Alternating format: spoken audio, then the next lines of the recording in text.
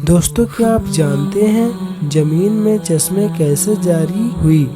अगर नहीं जानते तो इस वीडियो को लाइक करें। एक रवायत में आता है, जब अल्लाह पाक ने हज़रत आदम अलैहिस्सलाम को पैदा फरमाने का इरादा किया तो जमीन से फरमाया, मैं तुझसे एक मखलूक पैदा फरमाने लगा हूँ, तो जिसने मेरी फरमाबरदारी की उसे मैं जन्नत में दाखिल करूँगा, और जिसने मेरी नाफरमानी की उसे मैं जहन्नम में दाखिल करूँगा। तो ज़मीन ने अर्ज़ किया, ऐ मेरे रब, क्या तू मुझसे ऐसी मखलूक को पैदा फरमाएगा जो जहन्नम में जाएगी? तो अल्लाह ताला ने फरमाया, हाँ।